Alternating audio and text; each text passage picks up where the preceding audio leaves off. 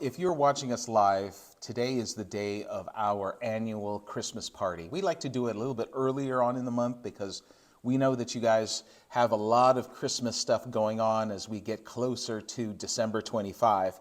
But today is our Christmas party, and listen, if you are in the area and you are able to come by, we would love to have you come and hang out with us today. Right after our service here in person, we're going to be having our Christmas party. There's going to be Christmas music. There's going to be lots of Christmas food. Yeah, there is Christmas food. And we're going to have games, Christmas games. I love this time of the year because of the parties and because of all of the games. And I love games. I love playing games. I love coming up with games and hosting games. And because I love coming up with them and hosting it so much, I always end up being the one hosting whenever we have games. I never get a chance to play, which is probably a good thing because I can get a little bit competitive. Some of you know what I'm talking about, and I just want to apologize again for Christmas 2015. If you don't know what I'm talking about, it's a long story. But I just love it. And listen, while I do love games, there is one celebration that I just won't host. I won't do games for. I won't play the games. I won't host the games.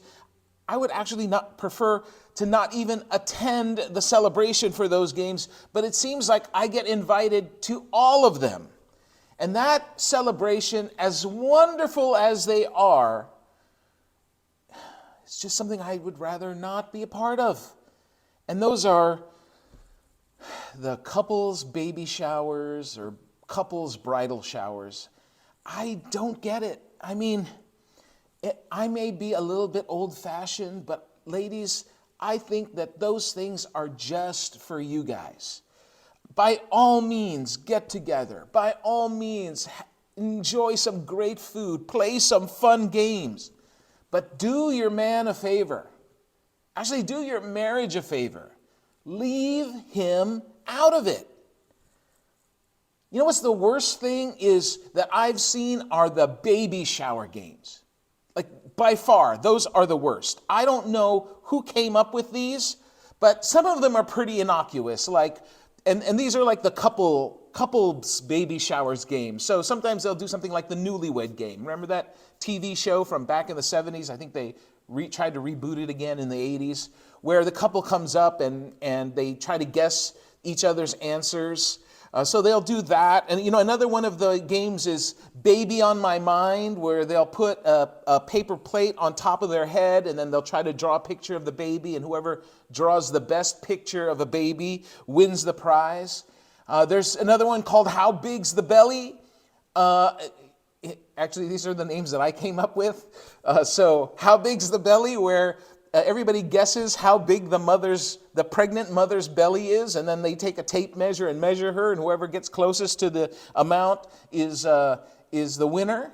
The slightly disturbing one is called Dirty Diapers. I don't know if you've seen this, but they will take diapers and they'll melt a candy bar inside the diaper so that it looks like poop, and then you have to smell it, sometimes even taste it to guess what kind of candy bar it is. I don't know who comes up with these, right? And then there's the worst by far, Pin the Baby on the Mommy, where they have these little cutouts of little babies, and then they put some two-sided tape on it, and then they'll take that thing, and then they'll spin you around, they'll blindfold you, they'll spin you around, and then they'll try to pin the baby on the mommy. It's very, very disturbing. I don't know why people even do that. It could be a lot of trouble. But the worst part about it is having to buy a gift. Having to buy a gift. I mean, what kind of gift are you supposed to bring a baby in a baby shower? Did you bring a gift for the baby, or do you bring a gift for the mother? Or do you bring a gift for the father? Because for me, if I was invited to one of those, I'd be going on Amazon or going on to Best Buy, and I'd be looking for a nice pair of noise-canceling headphones. You know what I'm talking about? Noise-canceling headphones is the perfect gift for a father-to-be. Dudes just are not good at picking out gifts. And listen, it's not just dudes in 2022.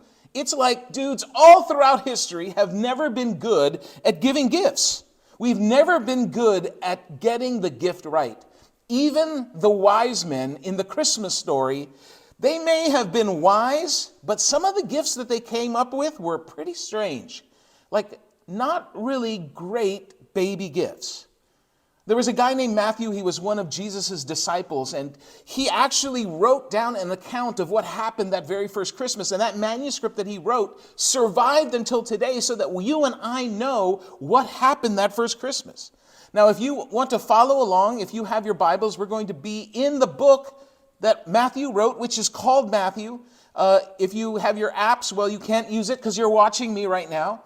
But we're going to put the verses up on the screen so that you can follow along. But we're in the third week of our Christmas series called The Wonders of His Love. And for the last couple of weeks, what we've been doing is we've been talking about all the different aspects of God's love for you and for me. The different wonders of His love.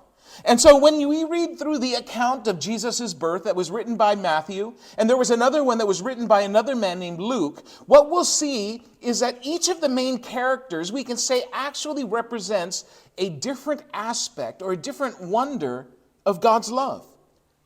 When we started off our series, we started in episode 1 by talking about Mary, Jesus' mother, and how Mary represents the wonder of believing. Last week, Jeff was here and he told us about the wonder of trusting that we get from Joseph, Jesus' stepfather. But today, what we're going to look at is we're going to look at the wise men and how they're going to teach us about the wonder of giving. We're going to start in the 2nd chapter of Matthew, and this is what it says. Jesus was born in Bethlehem in Judea during the reign of King Herod. About that time, some wise men from eastern lands arrived in Jerusalem, asking, "Where is the newborn King of the Jews? We saw his star as it rose, and we have come to worship him." Now, this is where the Christmas story starts to get a little weird. And that's really saying something, isn't it? Because we started out our story already talking about a young, poor teenage farm girl who finds herself pregnant through the Holy Spirit, right? That's what she was told. And then we see her fiance, who had decided already, because his fiance was pregnant and it wasn't his, he had already decided that he was going to quietly end their relationship, quietly divorce her. He didn't want anything bad to happen to her. But then the fiance hears from God in a dream, and God tells him to go ahead and take this girl as his wife. And he does it. Actually, it's really kind of romantic. Kinda. And so it turns out that when our young farm girl is 9 months pregnant, she's about to have her baby, she and her fiance have to travel back to the city of Bethlehem, which is Joseph's hometown, because the Romans, who were in charge at the time, were doing a census. Now, they didn't do censuses like we do them today, where they send you an envelope and people come to your house. No, in those times, when they called for a census, everybody had to go back to their hometowns, and then the Romans there would count them. 1, 2, 3, get back in line, right? They would count them there. That's how they did it. And so Mary and Joseph had to go to Bethlehem. And Matthew tells us that when they got to Bethlehem, there was no room at the inn. The inn. Like, there's only one inn. So I don't know if there was just only one place to stay in the entire city, or if there were hotels and motels and bed and breakfasts. And there was one inn, like down at the end of town, at the end of the road, there was one inn, and that's where they went. But they were sold out for the week because everybody was in town for the census. So they end up staying in an animal stable. Now, if this happened today, they would have ended up staying in the back room of a mechanic's garage. And while they were there, Mary goes into labor and she gives birth to the baby. And the baby's very first crib is the back of a 2002 Camry. No, it was a manger, right? It was a feeding trough for the animals. That's where Mary laid her baby. And then there's this story of the shepherds, which is really kind of cool because they're out in the middle of the night, right? And they're out and it's completely and totally dark except for the light of the stars. And Matthew says that while they're there just outside of town, that a host of angels shows up. Now, what's interesting is that the Greek word for the word host that we translate into the word host actually means heavenly bodies. And so when it refers to a host of angels, it's talking about as many angels as there are stars in the sky.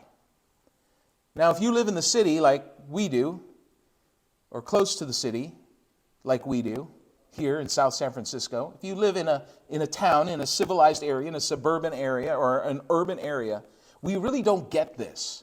We don't really get what they're talking about when they talk about the number of stars in the sky, because when we look up, we see a few stars. You know, we see a couple of them. We see the big ones. You see the North Star. You see a couple of the constellations. See, I remember the word. The constellations that were up in the sky. We see a few of them, but we really don't understand what it would have been like for the shepherds who were out in the country where there was no light pollution anywhere and they could really see the stars. There's a photographer, his name is Thierry Cohen, and he has a series of photographs that he calls Darkened Cities.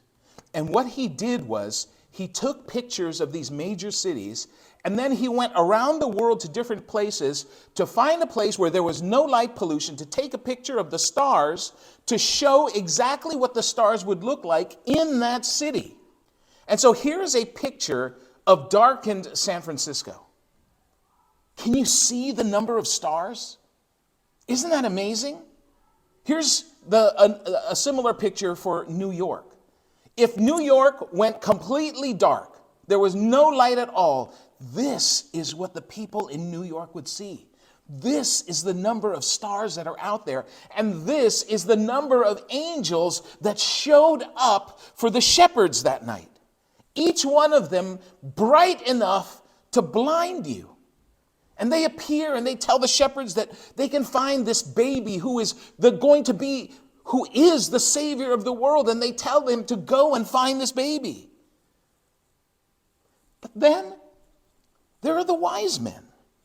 Now, I don't really completely get the wise men. I mean, they're wise, but not like wise guys, like these guys, right? No, they're wise men, like intelligent men, educated men.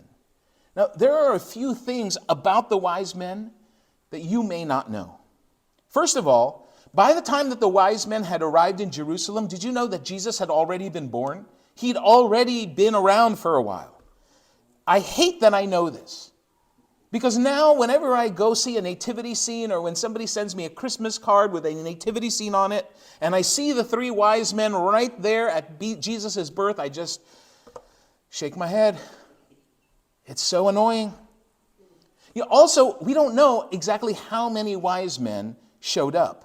Now, we say that 3 wise men showed up because when they finally found Jesus, they gave him 3 gifts. But historically, what we know is that when wise men would travel, they traveled in packs of 12. Also, we don't know where the wise men came from. We know that they came from the east, but I don't know if they mean like East Palo Alto or the East Coast or the Far East. All we know is they came from the east, right? And we're pretty sure that they weren't kings, even though some of our Christmas carols tell us that they were kings or call them that. Now, for some of you who are history geeks like me, one of the interesting things is that you might appreciate is the fact that the Aramaic word that's used in the Old Testament to describe a man named Daniel, who we can find actually written in the book of Daniel, it's a whole thing. I don't know why they do that. But Daniel was described as a wise man. Daniel was a follower of God. Daniel was faithful to God, even though he was in a foreign land. and they describe Daniel as a wise man. Now, the word in Hebrew, that in the Aramaic that they use for wise, is identical to the Greek word that we use for wise here, the word magi. So it's very likely that the wise men were from Babylon, which is where Daniel spent a majority of his life, and where Daniel, as a Hebrew, would have been able to give them access to the Hebrew scriptures so that they could read and understand the prophecies. And the wise men, or the magi, they were well known for being well-studied astronomers. And so they might have already known about the prophecy about the Messiah being born. Listen to this prophecy that was written in the book of Numbers. I see him, but not here and now.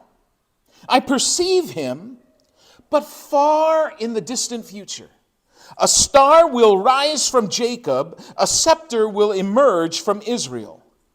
Now, the name Jacob is synonymous with the name Israel. So what he's saying, what the prophecy is saying, is that when an unknown star suddenly appears over Israel, that's significant. And so when an unknown star did suddenly appear over Israel, that's what triggered the wise men's journey to Jerusalem, which was the capital of Israel. So the wise men, they show up in Jerusalem, right? And you can imagine the fanfare that accompanies wise men and all of the people who would normally accompany the wise men, and all of the camels that are pulling the carts that have all of their gifts. And they get into Jerusalem and they start asking around about the newborn king. Yo, you know where the newborn king is? Hey, have you heard about the newborn king?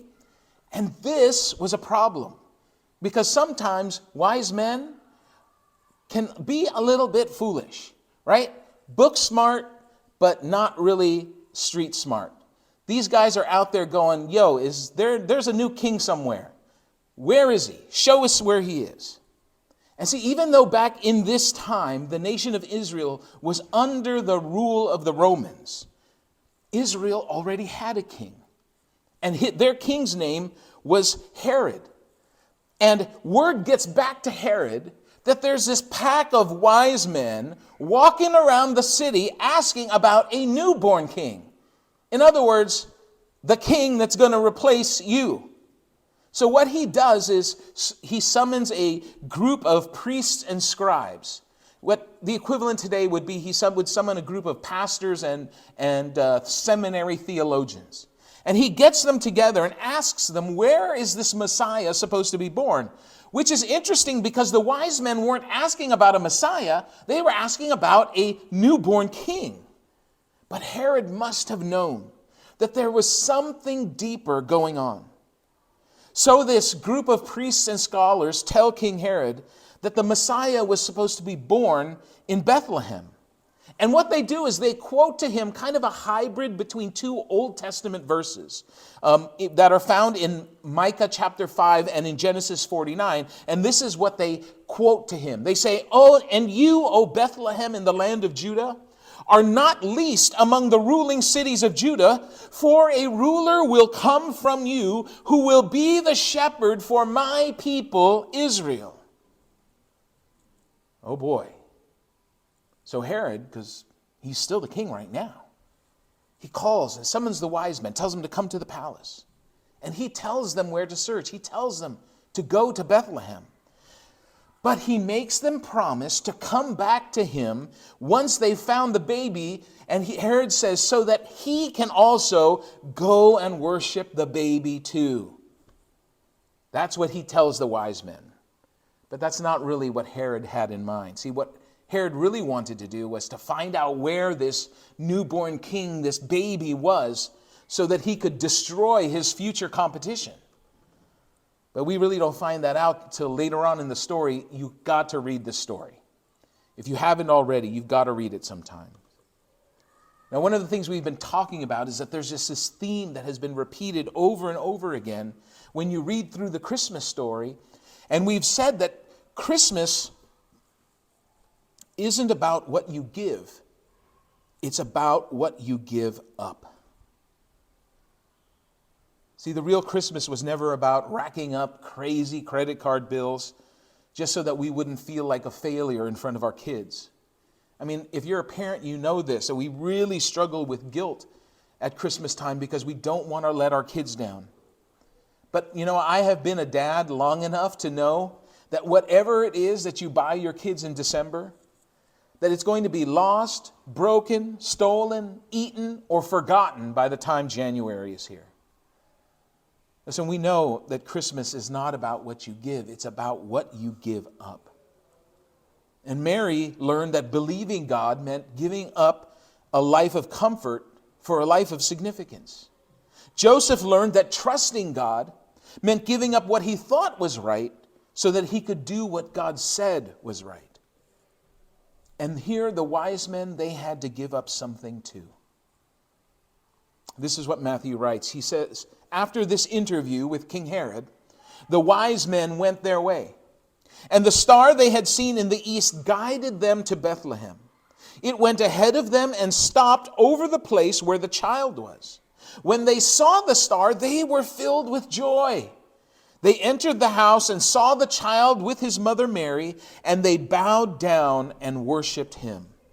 Then they opened their treasure chests and gave him gifts of gold, frankincense, and myrrh.